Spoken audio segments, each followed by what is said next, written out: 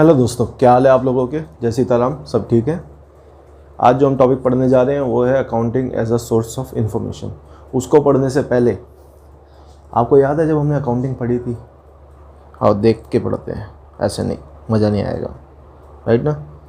जब हम अकाउंटिंग पढ़ते थे तो मैंने आपको कहा था कि 4 केस होते हैं। क्या होते हैं? 4 केस। स्टार्ट कहाँ से होते हैं वो सारे? जब हम आइडेंटिफाई कर लेते हैं ट्रांजैक्शंस को।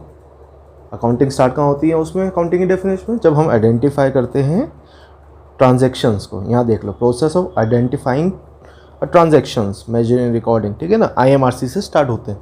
एंड कब होते हैं? जब हम उसको रिकॉर्ड कर लेते हैं और उससे हमारे फाइनेंशियल स्टेटमेंट्स प्रिपेयर कर लेते हैं, हमारी बैलेंस शीट्स, हमारे P&L, हमारे कैश फ्लोज, हम उसको रिकॉर्ड कर लेते हैं। तो स्टार्ट कहाँ से होते हैं? जब हम आइडेंटिफाई करते हैं ट्रांजैक्शंस को। और एंड कहाँ होते हैं? जब हम क्या कहते हैं, प्रिपेयर कर लेते हैं अपनी फाइनेंशियल स्टेटमेंट्स को, ठीक है ना। अब प्रिपेयर कर लिया हम लोगों ने। प्रिपेयर करने के बाद क्या? प्रिपेयर करने के बाद हम उसको कम्युनिकेट करते थे। कम्युनिकेट किसको करते थे? कम्युनिकेट करते थे हम इंटरेस्टेड यूज़र्स को, राइट। इंटरेस्टेड यूज़र्स को कम्युनिकेट करते थे। बट कम्युनिकेट करके वो क्या करते थे? वो एक इम्पॉर्टेंट डिसीजंस लेते थे अपने ऑर्गेनाइजेशंस के। याद है ना, पिछली क्लासेस में ये पढ़ा था। डिसीजंस लेते थे कि भैया उनको ऑर्गेनाइजेशन में क्या करना है। जैसे ऑनर क्या करता था, भैया उसको रिटर्न्स मिलेंगे नहीं मिलेंगे, तो वो ऐसे इंपॉर्टेंट डिसीजन लेते। प्रोस्पेक्टिव इन्वेस्टर क्या सोचता था कि भैया इन्वेस्ट करूँ ना करूँ। तो इंटरेस्टेड यूजर्स को हम कम्युनिकेट करते हैं जिससे वो हमारे डिसीजंस लेते हैं। तो आज के इस टॉपिक में how accounting act as a source of information, ये हम पढ़ने जा रहे हैं। आओ स्टार्ट करते हैं आज का topic. Let me open. See, ये एक बैलेंस शीट का फॉर्मेट है जो मैंने आप लोगों के लिए प्रिपेयर किया। बहुत बेसिक बैलेंस शीट का फॉर्मेट है। इसको हम टी शेप बैलेंस शीट कहते हैं क्योंकि ये टी शेप में है। अगर आप देखें टी शेप, ठीक है, टी शेप में है, इसलिए हम इसको टी शेप बैलेंस शीट्स कहते हैं। This side is a asset side, जहाँ हमारे एसेट्स होते हैं। एसेट्स क्या होते हैं? हमारे पास क्या पड़ा है, हमारे पास प्लांट एंड मशीनरी है, हमारे पास किस किस से पैसा आना, हमारे बैंक में कितना पैसा पड़ा है। जो भी एसेट है, जो भी हमारे पास पैसा आना है, जो भी मेरे पास पैसा पड़ा है, वो हमारा एसेट साइड। जो भी मैंने देना है किसी को, वो हमारी लायबिलिटी साइड में आता है। And this is called liability side, ठीक है। Liability side of balance sheets. इतना समझ आ गया? अब ये जो बैलेंस शीट है, इस फॉर्म में हम क्या कहते हैं, कम्युनिकेट करेंगे किसको? इंटरेस्टेड यूजर्स को। याद है ना, हमने ट्रांजैक्शन आइडेंटिफाई किया और एंड किसी होता है preparation of balance sheets, preparation of finance statement. Finance statement कौन सी? Balance sheet, P&L, cash flow, and this is balance sheet. अब मैंने इस फॉर्म में इंटरेस्टेड यूजर्स कम्युनिकेट की। कम्युनिकेट करने का इंटरेस्टेड यूजर्स ने क्या पढ़ा कि देखो मेरे पास कैश है, इस ऑर्गेनाइजेशन में कैश पड़ा है 5,000 का, मशीन खरीदी हुई है 5,000 की, ठीक है। किसी को देना है, इन लोगों ने लायबिलिटीज़ है 500 रुपये की, इनकी कमाई हुई है कंपनी में 3,000 रुपये की, और इन्होंने कैपिटल इन्वेस्ट किया था किसी बंदे ने जब ऑर्गेनाइजेशन स्टार्ट कर रहा था 6,500 की।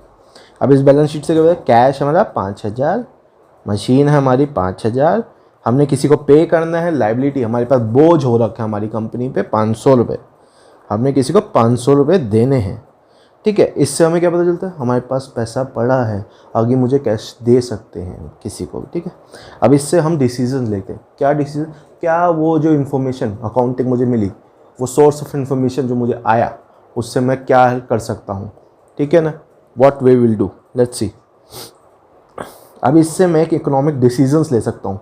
जैसे मेरे पास कैश है, मुझे 500 की उधारी चुकानी थी, या 500 की उधारी, तो मैं चुका सकता हूँ कि नहीं चुका सकता हूँ। Economic decisions of the organisation मैंने लिया है, ठीक है।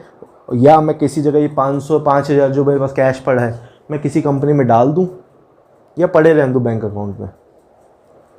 इन्वेस्ट करूँ कि नहीं करूँ, उधारी चुका दूँ कि नहीं चुका दूँ। इंपॉर्टेंट इकोनॉमिक डिसीजंस ले सकते हैं हम। इसको यूटिलाइज़ कर सकते हैं in efficient way, utilise resources in a better efficient वे।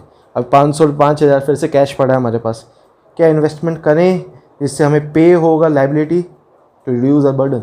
हमारा बोझ जो 500 रुपये का मुझे बोझ है यार, मुझे उसको पैसा देना है, मैं उसको पे कर दूं, क्या करूं कि नहीं करूं। अभी करूं तो कहीं और यूटिलाइज कर सकता हूं कि नहीं, उसको चुका दूं या हाँ या नहीं, ये सब सोच के हम एक इम्पॉर्टेंट डिसीजंस लेते हैं। तो पहला पॉइंट, हम उससे क्या कर सकते हैं, अकाउंटिंग इन्फॉर्मेशन सोर्स से इकोनॉमिक डिसीजंस ले सकते हैं। सेकंड पॉइंट, हम यूटिलाइज कर सकते हैं रिसोर्सेज को बेटर वे पे। क्या कर सकते हैं, बेटर वे पे। उधारी चुकानी चाहिए कि नहीं चुकानी चाहिए, ठीक है। थर्ड पॉइंट, हम उसको प्रिडिक्ट कर सकते हैं कि यार कैश फ्लो आगे कितना होगा। अभी 5,000 है, हमारी सेल बढ़ेगी, हमारे पास पैसा और आएगा, ठीक है ना। तो हम उससे और बेटर देख सकते हैं कितना पैसा मुझे बाहर चुकाना है, 500 रुपये मुझे चुकाने हैं, कितना मुझे किसी से उधार लेना है, कितना मुझे किसी को उधार देना है, किससे मुझे पैसा आना है, किसको मैंने पैसा देना है। ये सब हम प्रिडिक्ट कर सकते हैं, इवैल्यूएट कर सकते हैं अमाउंट ऑफ कैश फ्लो से, ठीक है। सेकेंड, ऑल्सो एक principal source of information for users.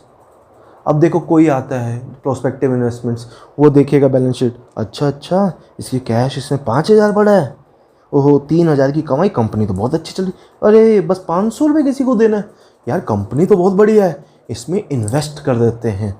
तो वो प्रोस्पेक्टिव इन्वेस्टर क्या करेगा, वो सोचेगा यार कंपनी बहुत अच्छी है बैलेंस शीट से। उसने सोचा, क्या किया, अब देखो एक्ट करा किसने, ये अकाउंटिंग ने प्रिंसिपल सोर्स किया।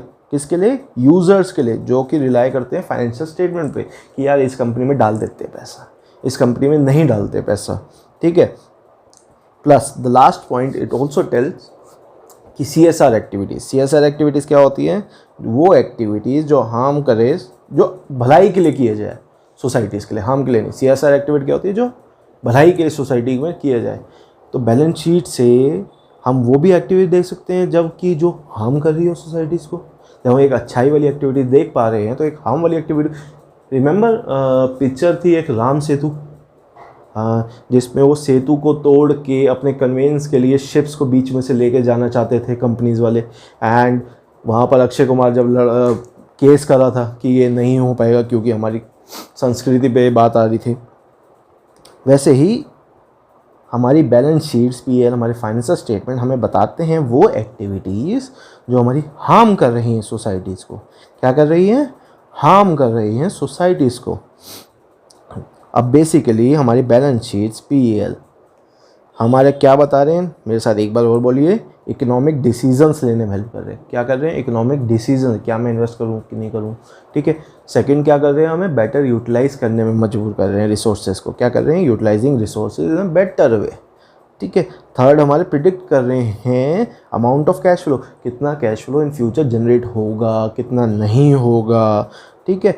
फोर्थ, हमारे प्रिंसिपल सोर्स कर रहे हैं इन्फॉर्मेशन, एक्ट कर रहे हैं as a principal sources of information for users, जो कि रिलाई करते हैं फाइनेंशियल स्टेटमेंट पे कि यार किस कंपनी में पैसा डालना चाहिए कि नहीं डालना चाहिए, ठीक है ना। और थर्ड, ऐसी एक्टिविटीज़ को भी बारे में हम बता सकते हैं उसमें से जो कि हमें हार्म कर रही हैं हमारी सोसाइटीज़ को, राइट। सो आज के लिए इतना ही। नेक्स्ट क्लास में हम पढ़ेंगे role of an accountant. Easy topic है, बहुत इजी है, don't worry. Okay, bye bye, tata, see you.